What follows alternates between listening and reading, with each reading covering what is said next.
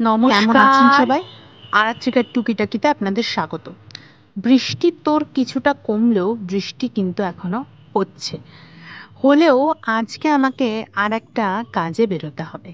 কি কাজ বলছি, চলুন আগে বেরোই, তারপরে সবটাই জানাচ্ছি আপনাদেরকে। হ্যাঁ, এই যে আমার সুপুটুকু, আমার গুটুমুটু শুয়ে আছেন। এদেরকে দেখলেই আমার মানে মনে হয় এদের মতন নিঃস্বার্থ মনে হয় এই পৃথিবীতে আমার কাছে কেউ নেই। তো চলুন আমি যাচ্ছি, আর যেতে যেতে বলছি কোথায় যাচ্ছি, কি করছি, কি বৃত্তান্ত। অলরেডি তিনি কিন্তু পায়ে পায়ে সঙ্গ নিয়ে নিয়েছেন। এরকম সঙ্গী হয়তো জীবনে অনেক পুণ্য করলে পাওয়া যায়, সত্যি কথা বলতে। আর আমি মোটামুটি ঘুম থেকে উঠেই রেডি হয়ে গেছি, মানে খাওয়া দাওয়া কিছু হয়নি সেরকম, যদিও আমি বিশাল লেট রাইজার। তো কেন হয়নি, কি হয়নি বলছি, দাঁড়ান। আসলে দীর্ঘ 1 বছর ধরে আমার দিদা, মানে আমার মায়ের মা, আমাদের কাছে এসেই থাকছেন কারণ বিগত 1 বছর আগে আমার দাদু এবং আমার ছোট মামা পরপরই মারা যায় 25 দিনের মাথায়। তো সেই দরুন আমার দিদাকে এখানে নিয়ে এসে কিছুদিনের জন্য রাখা। মুর্শিদাবাদে আমার মামার বাড়িতে পুজো হয়। তো গত বছর যেহেতু কালসর্ষের কারণে পুজো হবে না, সেই জন্যই বিশেষ করে পুজোর আগে ভাদ্র মাসে তাকে এনে রাখা হয়েছিল। এবং এই বছর অলরেডি ভাদ্র মাস শেষ হতে চললো, কার্তিক মাসে পুজো, এবং আমি খুব শিগগিরই তাকে দিতে যাব মুর্শিদাবাদ। তো আমি বলছিলামই যে মুর্শিদাবাদ বাসীদের জন্য সেই খবরটাই আছে যে আমি কিন্তু খুব শীঘ্রই মুর্শিদাবাদ যাচ্ছি। তো তিনি বেশ কিছু দিন আমাদের সাথে থাকলেন। এই ছোট্ট ক্ষুদ্র 3জন পরিবারের সদস্যর মধ্যে তিনি একজন নিজের স্থান অবতরণ করলেন। তো মানুষের শারীরিক অসুবিধা তো থাকেই, আর সেই শারীরিক অসুস্থতা নিরাময়ের জন্য আছেন ডাক্তার। তো আমার দিদা যখন তার ভাইয়ের কাছে ছিলেন কিছু দিনের জন্য, মাসখানেকের জন্য, তখন তিনি একজন ডাক্তারকে দেখান, কনসাল্ট করেন, যিনি বিরাটিতে ডক্টর প্লাস চেম্বারে বসেন। আমার বাড়ি যেহেতু মধ্যমগ্রাম, তাই আমার কাছে এই ডক্টর প্লাস চেম্বারটাতে যাওয়াটা ইজি বলে আমি সেখানেই যাব। কিছুদিন আগে আমি সেখানে গেছিলাম এবং ফিরেও এসেছিলাম, সেখানকার সিস্টেমটা জানতাম না বলে। তো সেখানে বসে থাকতে হবে, এবং বসে থাকলে ডাক্তারবাবুর জন্য, মানে যখন ডাক্তারবাবু দেখবেন তার কিছুক্ষণ আগে থেকে টোকেন দেবে। সেই টোকেনটি নিয়ে আমি বাড়ি আসবো এবং দিদাকে নিয়ে যাব। সাথে হয়তো আমার মাও যেতে পারেন, কারণ মা আমার সর্বক্ষণের সঙ্গী অন্যতম। তো যাব। এই দেখুন, এটি কিন্তু এয়ারপোর্ট অঞ্চল, এবং এখানে কিন্তু এখন মেট্রোর কাজ চলছে। মেট্রো কাজটি হলে আমাদের কিন্তু অনেক সুবিধা সত্যিই হবে। মেট্রোর জন্য কাজ হচ্ছে, ইলেকট্রিসিটিও যাচ্ছে, কিন্তু এটুকু তো সহ্য করে নেওয়াই যায় বলুন। তো যাই হোক, আমি বিরাটিতে এসে গেছি, আর আজ সকাল সকাল কিছু খাইনি বলেই আমি মনজিনিস থেকে একটু কোল্ড ড্রিঙ্কস আর একটা চিকেন প্যাটিস, মানে চিকেন হট ডগ রোল নিয়ে নিয়েছি। খেয়ে আমি চেম্বারে গিয়ে বসবো। যতক্ষণ সময় লাগবে, যা লাগবে, যেভাবে লাগবে সেটা করব। বিরাটি মিনি বাস স্ট্যান্ডে ডক্টর প্লাসের যেখানে চেম্বার, সেখানেই যাব।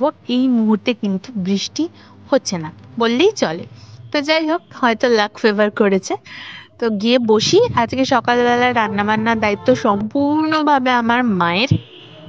আমি শুধুমাত্র এখন গিয়ে চেম্বারে গ্যাটিস হয়ে বসে থাকবো।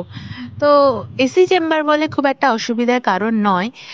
তো যাব এবং বসবো, এবং আমার দিদাকে যখন নিয়ে আসবো তখন তাকেও অল্প করে তার পারমিশন নিয়ে ভিডিওতে দেখাবো। তো সত্যি মানুষ, মানে দেখতে দেখতে 1 বছর হয়ে গেল তার সাথে থাকা, কিন্তু মনে হয় এই তো মাত্র কিছুদিন হলো দিন্না এসছে।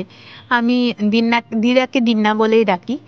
তো দিন্নার চলে যাওয়ার সময়ও হয়ে এলো, কারণ বাড়িতে অনেক বড় করে পুজো হয়, যৌথ পরিবারের পুজো। তো যাই হোক, আমরা দীর্ঘ 9 বছর ধরে আর সেভাবে মামার বাড়িতে পুজো দেখতে যেতে পারি না।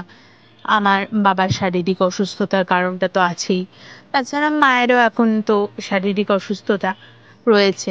কলকাতার পুজো, কলকাতা তো বলবো না, মধ্যমগ্রামের পুজো অল্প স্বল্প দেখা হয়। কালী পুজোটায় সেই আক্ষেপগুলো মিটে যায়, যেহেতু কালী পুজোটা এখানে বেশ বড় করে হয়। পুজো আসছে আসছে সব জায়গাতেই কিন্তু প্যান্ডেল, পোস্টার পড়তে শুরু হয়ে গেছে।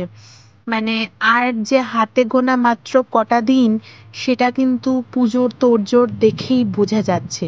সে যতই বৃষ্টি হোক, যতই জল হোক, ঝড় হোক, তুফান হোক, এই কটা দিন যেন মানুষ কিছুভাবেই মানে নিজের আনন্দকে ছাড়তে চাইছে না। ফাইট করবে, করবেই।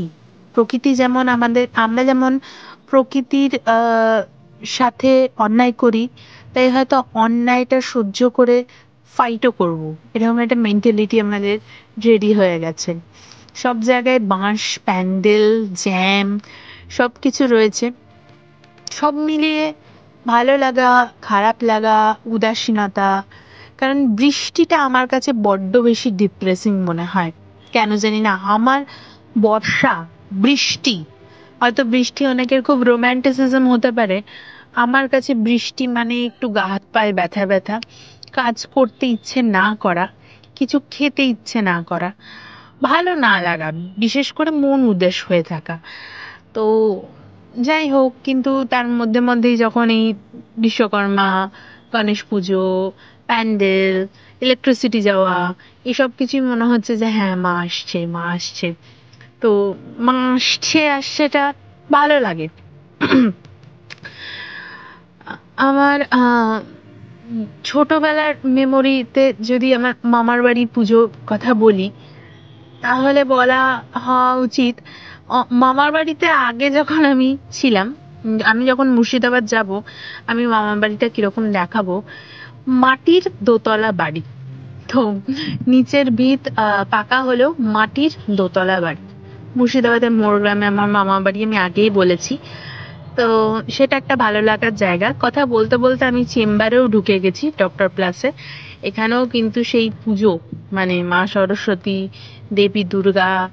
তো এখানে বসি এবং আপনাদের সাথে আমি গল্পটা বলি। তো কারণ এখনো অনেক সময় আছে। এই যে আমার চুলের অবস্থা খুব খারাপ, চুল আঁচড়ায়ও নিস, কাঞ্চি দিয়ে কোনো রকমে ফোল্ড করে চলে এসেছি। কারণ আমার মতন লেট রাইজারের যে মর্নিং এ ওঠাটা, এটাই বিরাট বড় ব্যাপার। তো হ্যাঁ, এখানেও সেই দেখে মনে হচ্ছে যে পুজো, যেহেতু পাশেই মা সরস্বতী, মা দুর্গার ছবি দেখতে পাচ্ছি।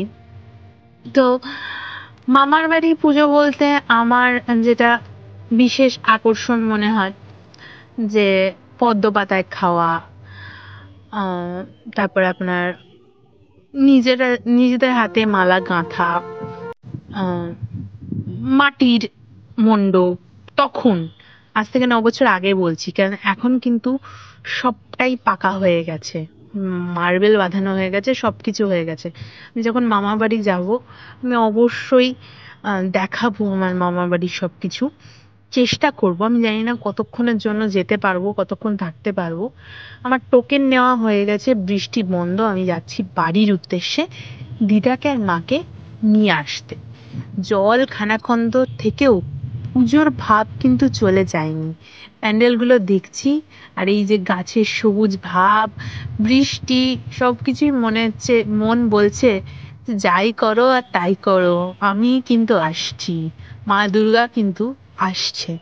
আচ্ছা, আপনারা কারা কোথাকার পুজো বেশি ভালোবাসেন, সেটা আমাকে জানাবেন। কারণ মুর্শিদাবাদে আমি দুর্গাপুজো দেখিনি, কিন্তু মুর্শিদাবাদে জন্ম হলেও সত্যিই দেখিনি। এটা খুবই দুর্ভাগ্য, মানে আমার জ্ঞানও তো মনে নেই। আমি যেটুকু জানি, মুর্শিদাবাদেও কিন্তু খুব ভালো পুজো হয়, দুর্গাপুজো হয়। তো এই যে প্যান্ডেল, এই যে বারবার গণেশ পুজো হয়ে গেছে, তার হয়ে গেছে প্যান্ডেল, এখন আবার দুর্গাপুজো। তো যারা মুর্শিদাবাদের ব্যক্তি, যারা ভিডিও দেখছেন, যারা মধ্যমগ্রামের ব্যক্তি, সবাই আমাকে জানাবেন কোথাকার পুজো ভালো। এবং যদি আমার বাড়ির কাছাকাছি কোনো অ্যাক্সেস থাকে, যে বেশি দূরে নয়, তাহলে কিন্তু আমি অবশ্যই তাদের পুজো দেখতে যেতে পারি। যদি আপনারা আমন্ত্রণ করেন, আমি অবশ্যই সেই আমন্ত্রণ গ্রহণ করব। আমাকে জানান কোথাকার পুজো খুব ভালো। তো আমি এবারে দিদাকে নিয়ে আসবো, নিয়ে এসে ডাক্তার দেখাবো, দেখিয়ে বাড়ি চলে যাব। আর এই ফাঁকে একটু খেয়েও নেব, কারণ বেলা অনেকটাই হয়ে গেছে। মোটামুটি কর্তব্য শেষ। তাকে এবারে তার মানে শ্বশুর ভিটে, দিদার মুখে শোনা যে শ্বশুরের ভিটে, সেইখানে ফিরিয়ে দেওয়ার পালা, মন খারাপের পালা, সব কিছুই আছে। তো কিন্তু যার যেখানে ভালো লাগা তাকে তো সেখানে যেতেই হবে। কারণ আমি যে পরিবেশে বড় হয়েছি, থাকছি, সেই ভালো লাগাটা মনে হয় না দিননার হয়, হওয়ার কথাও নয়। কিন্তু যাই হোক, দীর্ঘ একটা বছর সে আবার তার বাড়ির পুজো সাথে রিলেট করবে। আমি আমার মাকে নিয়ে আর এই যে আমার দিদাকে নিয়ে চললাম ডাক্তার দেখাতে। ডাক্তার দেখানো হয়ে গেলে ভিডিওটা শেষ করব। তো হয়তো অনেক প্রাসঙ্গিক কথা বললাম, অপ্রাসঙ্গিক কথা বললাম, কি বললাম, কেন বললাম জানি না, কিন্তু মনে হলো যে বললাম। আমরা যাচ্ছি ডক্টর চেম্বারে। একটু লেট হয়ে গেছে, কিন্তু যেহেতু টোকেন দেওয়া আছে, মানে বুকিং করা আছে, তাই ডাক্তারবাবু থাকবেন বলেছেন। আসলে লেট হয়েছে আমারই, কারণ আমি একটু খাচ্ছিলাম, আমার খিদে পেয়ে গেছে খুব বড্ড জোরে। তো যাই হোক, আমরা যাচ্ছি। আর এইখানে মধ্যমগ্রামে একটা ভালো লাগে আমার, মধ্যমগ্রামে অনেক ফ্ল্যাট কালচার আছে, অনেক কলেজ হয়েছে, শপিং মল হয়েছে ঠিকই, কিন্তু সাথে সাথে সবুজের পরিমাণটা কিন্তু কমে যায়নি। এটা একটা ভালো লাগার জায়গা। বৃষ্টিতে জল কিন্তু অলরেডি জমছে।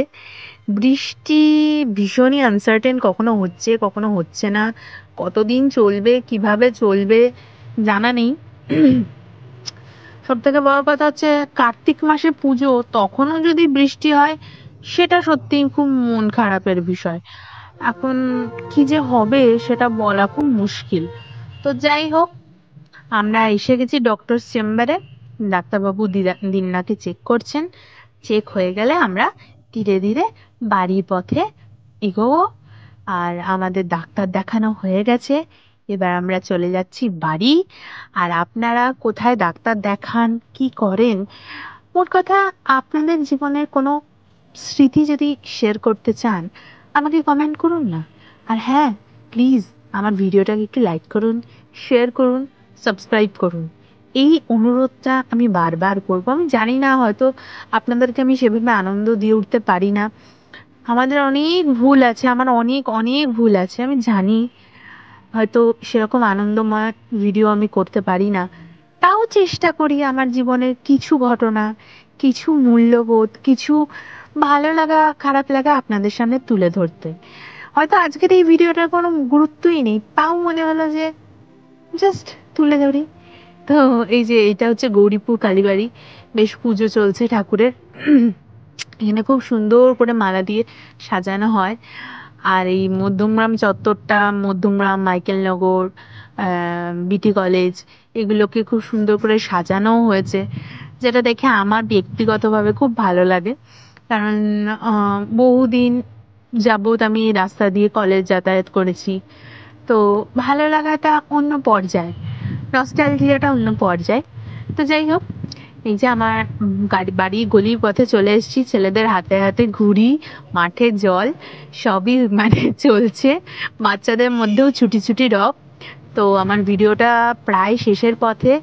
আপনারা সবাই ভালো থাকবেন। হ্যাঁ, ডেঙ্গি হচ্ছে খুব পরিমাণে, তো একটু সচেতন থাকুন, সুস্থ থাকুন, নিজেদের খেয়াল রাখুন। পুজো চলেই এলো, ফাটিয়ে এনজয় করুন। আমার ভিডিওগুলোকে প্লিজ লাইক করুন, শেয়ার করুন, সাবস্ক্রাইব করুন, প্লিজ প্লিজ প্লিজ। এটা একটা বিশাল রিকোয়েস্ট।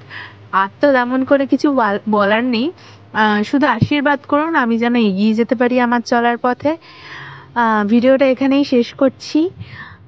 ভালো থাকবেন, সুস্থ থাকবেন, নিজের খেয়াল রাখবেন, আর আমার ভিডিওটাকে সাবস্ক্রাইব করে দেবেন।